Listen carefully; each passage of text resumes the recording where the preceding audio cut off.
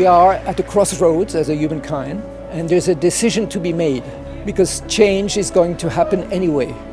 So the question is, are we going to be the victims of a change that comes from outside with a lot of suffering, or are we going to be the co-creators of a change based on awareness, compassion, inclusion, where we from within lead the change that needs to happen for the future of humankind and of the planet? So the IDG Summit is a place for us to join forces from academia, from organizations, from government, from many different worlds to convene, to share perspectives, and to learn of how can we actually, in a more realistic way, reach the SDGs, and how can we understand how we're getting stuck. We're doing inner development to create a safe space for humanity. We are at an incredibly important and dangerous point in time in terms of environmental risk. It will pose existential threats for the rest of humanity, and the Arctic is really ground zero for those risks. So that's the doom and gloom portion of my message that I would like everybody really to know. But the second part of that is that challenge, that risk, that danger is a huge opportunity for action.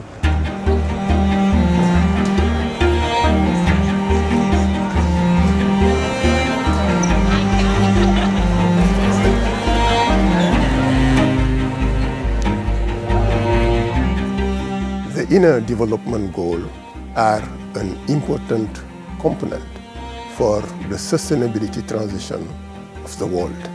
But to make it effective, it has to be integrated with action and interaction for system change. You know, I think that the IDG Summit can be the process of collectively imagining the future we want to get to. I've said in my remarks, we have to sort of envision where we want to go and work back from there. And so to have a forum like this where we can all come together from different sectors and areas to participate in that collective imagination is really powerful. When I came across the IDGs, one of the first things which hit me was that for the first time I understood that if I want to change things outside of myself, I need to change things within myself. And the humility which came along with that realization makes it that now I'm practicing leadership by example. Maybe we as leaders have to figure out, how do we live these every single day? I think what I'm going to do is take the framework and put it on the wall and every night ask myself questions. Did I live up to this? And if not, where did I fall short? Because the world is changing, corporations are changing. To be a leader today, there's a heavy load that you carry. I'm not quite sure we can lead without embracing things like the IDG.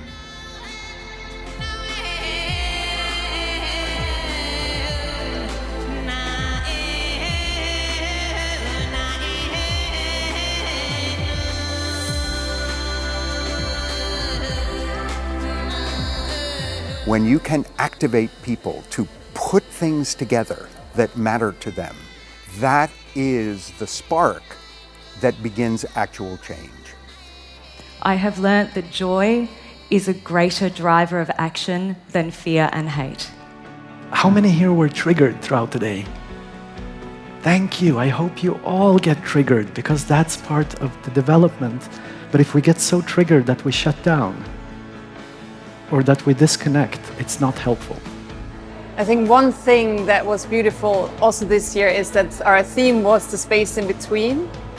And we invited people to really step into that space between panic and doom and feeling like we can't do anything anymore, and, you know, comfortable. And I'm just here with my cushy little ideas about life, which aren't really true.